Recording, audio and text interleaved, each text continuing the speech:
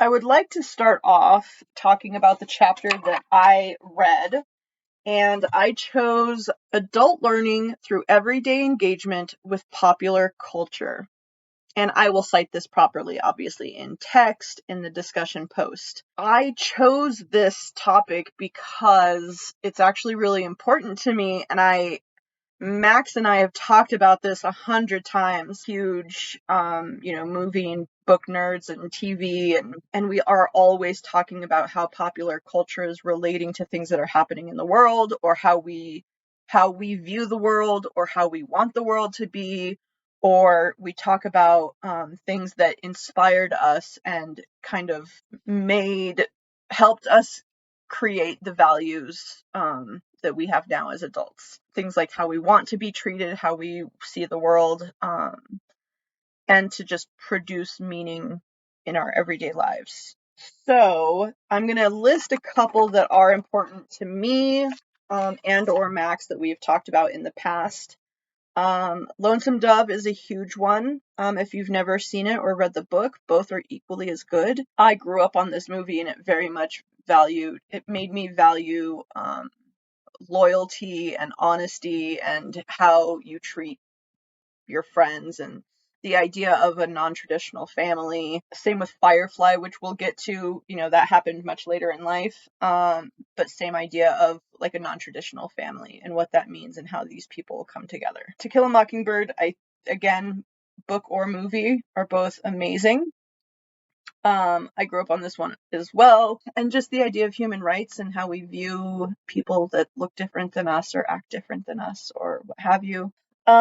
Chasing Amy was another one as I got older. I really enjoyed the line specifically when the female character is talking about how she became gay in the first place because she didn't want to limit herself as to who she could be in love with.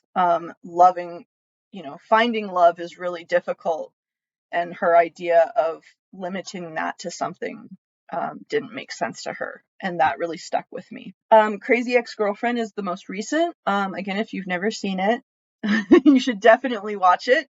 I very much think it is one of those shows that I think if you've seen Crazy Ex-Girlfriend, you know right away what kind of person they are, what values they have. The show is about mental illness. It's about talking about taboos and making them open discussions.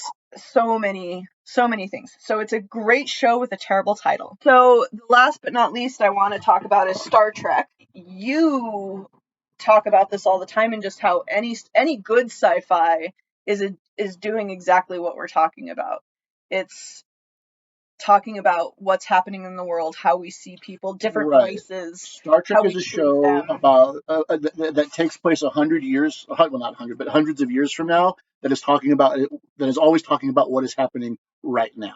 Mm-hmm. And a favorite episode of mine is an episode from The Next Generation called Darmok. The reason this one I think ties in most specifically is that it literally features an alien species that speaks in the show. We use the term metaphor, though I think allegory is probably more accurate. But they use only terms from their shared cultural historical stories. That is their entire language. So when they talk about something, and the full sentence that is used over and over again is Darmak and Jalad Tanagra. On the face of it, it is scientifically ridiculous. It is, however, allegorically wonderful. And I think how that applies, and correct me if I'm wrong, to what you want to do is that a story that you come up with as a culture, if everybody is on the same page about what it understands, it creates a deeper meaning. Mm-hmm. And then you can call back to it. Mm-hmm. Like hair standing up on your arm, so about what we're trying to talk about in this chapter of why it's useful in a classroom. I recently learned that Gilgamesh was used as a writing practice to the class of people from, many thousands of years ago that were being taught to read and write. It is literally being used as a tool to teach writing. Yeah.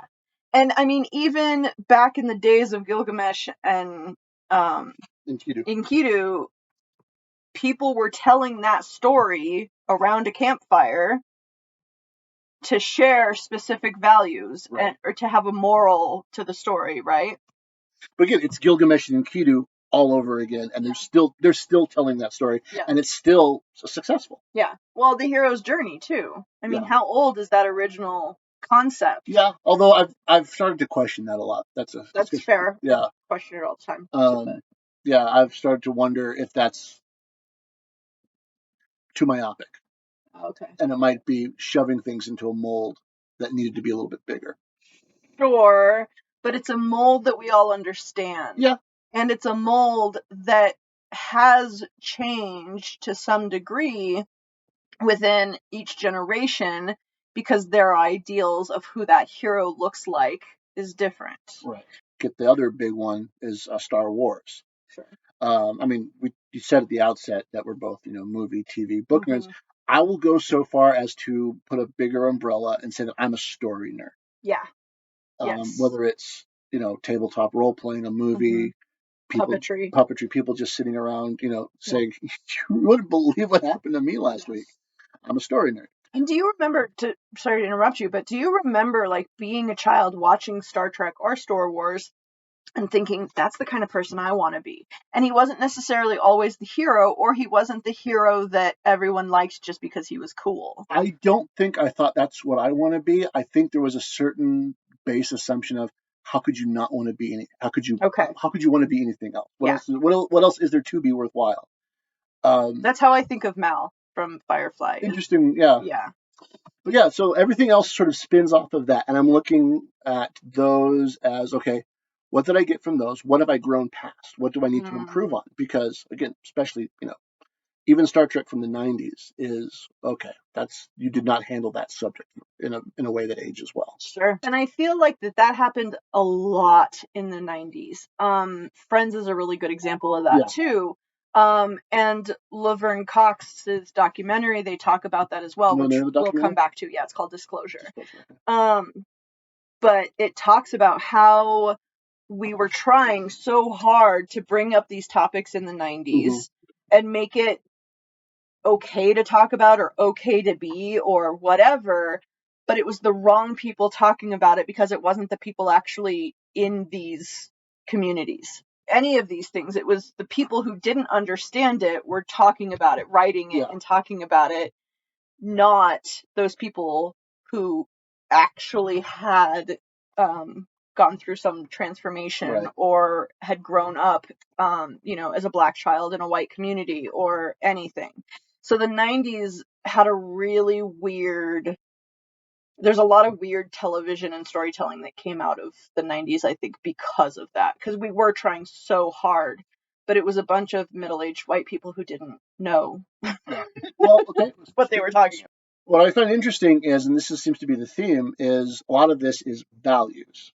And do you think values are valid territory for education? Yes. Okay. Lonesome Dove. What is the educational value of Lonesome Dove, in your opinion? Well, like I've said before, yes. So that movie helped me form my values and how I want to treat people. Right. And how I form relationships and what those bonds mean. Lonesome Dove taught me a lot about loss. And it's not so much this topic, this chapter that we read, is not so much about the specific movie and what you learn from it, but how we can use that in a classroom, right? Right.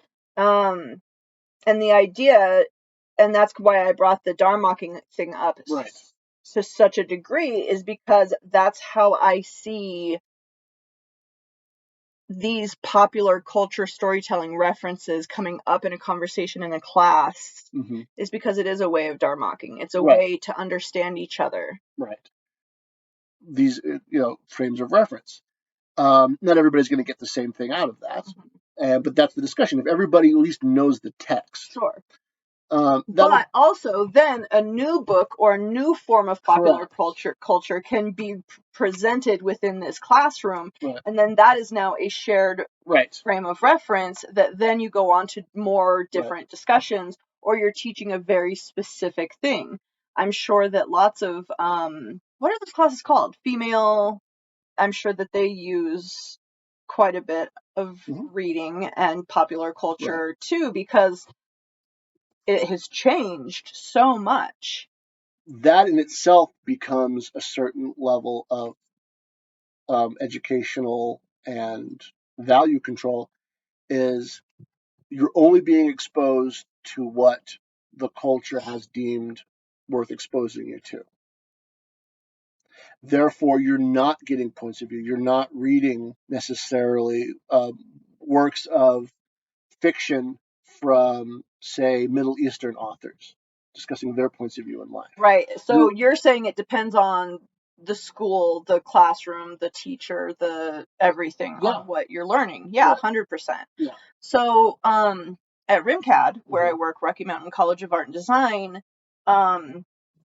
a lot of students are asked to find their own or use their own frame of reference to a popular culture, whether it be a cartoon or a movie or what have you, to then use as an example within the discussion they're having. Yeah.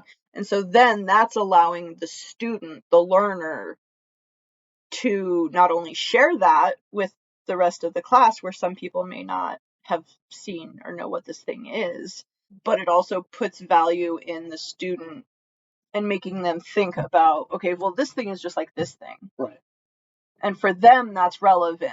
Now, whether anybody else in a classroom gets that or not, that may be the next step, right? Because once they've shared it, then all of these people in this classroom know this thing now. Right.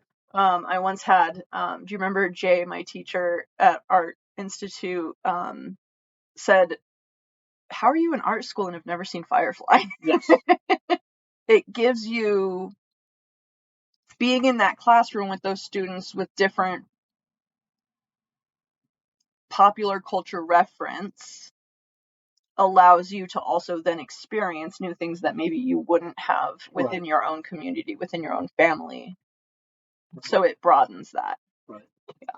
I think where we're at culture with To Kill a Mockingbird is, okay, everybody catch up on To Kill a Mockingbird, but then let us as a culture maybe mediate on, okay, racism is bad, while it still needs to be repeated, is also old news.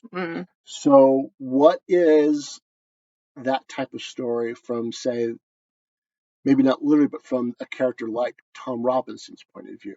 What is his view of that story? Not Atticus standing from a point of privilege and respect and, all this, doing this. What is it from somebody who is about to lose everything? What is that story? And also, how many more stories of that period need to be told where we are not victimizing Black people to make a point? Well, and do you remember, this stands out to me so much, when Atticus goes to talk to the family, there's like 20, 30 people on that porch, all supporting Tom Robinson. That hit me. Right. That was so impactful to me. And all the people up in the rafters too, the Black people who had to sit up, it was full, packed to the brim. And the book does this less, but it does do it, and the movie does this more. However, oftentimes those scenes are framed about how thankful they are to Atticus. Yeah. What a good white man he is. Well, and I mean, it's a good lesson to teach a white person. And I'm not saying that's a bad story, but there's more to that story. The other thing I get from that movie that no one ever really talks about is the girl, the poor abuse that woman is going through by her father. Luella Yule. Yeah. That's a name I never forget. Right. No one ever talks about her experience. Yeah. Everything, all of this is happening around her, and she's just being told to sit there and agree. Yeah. But Firefly. Yeah. I want to pick that up. This is another one where you brought it up earlier in our class. What is the significance of that statement? How can you be in art class and not having seen Firefly? What does that statement mean to you? To me, especially at the time, I was in art school, and that was where I was meant to be. And because I had seen Firefly and I knew the reference, I felt even more so like that's where I was supposed to be. Okay, so in that case, the value was just establishing a sense of community? Okay. Yeah, very much so. which is a theme of the show itself. Yes. Not necessarily coincidentally. Yeah. The article had brought up Grey's Anatomy and a few other shows, but then it also talked about teaching and how that's perceived in shows. Yes. And then you had brought up, after kind of reading this article a little bit, talking about propaganda. Propaganda, And yes. I'm assuming after the George Floyd experience, how shows, either new shows were coming out or cop shows were changing and giving new light to cops and making them out to be, or trying to make them really positive stories. Right. I think popular culture, TV especially, in real time is constantly changing to what we're seeing in the real world, and it's answering to that. Right. And then I want to bring up Disclosure was a documentary made a couple years ago, produced and kind of hosted by Laverne Cox. She's an amazing actress, a trans woman who was in, Orange is the New Black. She's just an amazing human being from what I've seen so far. Also, I love she has a twin who played pre-transitioned character, and it's just a beautiful concept. Yeah. I feel like. Anyway, Disclosure is about how transgendered people are viewed or even used in television. So a lot of times we've seen shows that use a cisgendered person playing a trans person, or a transgender person, a trans woman, being perceived in a very specific way. And we weren't, up until very recently, having actual trans women playing a trans woman's role. Anyway, Disclosure specifically goes into all of that, about how these types of things are perceived in television, how they were, how they're changing. And it's a wonderful documentary. But it talks about, I think it is a way of, it can either be done badly or it can be done really well in television. And I think we're learning from that. Because what we've been discussing a lot, and this is clearly a value that you have, is the presentation, not so much the teaching of values, but the presentation and understanding of points of context for the discussion and advancement of values. I think it's necessary to discover your own values. Right. So in many ways, I think you seem to put that as maybe not education's primary function, but a major function is to allow you to discover your values. Yes. But there is, I kind of want to wrap this little section for you up from a line from Sense8 that I just remembered. I'm surprised Sense8 did not come up. It's too much to talk about. It is too much to talk about. Too much to talk about. But there was a line that I was reminded of recently and then re-reminded of as we were talking. All art is matter. It is wed intractably to the real world, bound by matter and matters. Art is political, never more so when insisting it is not.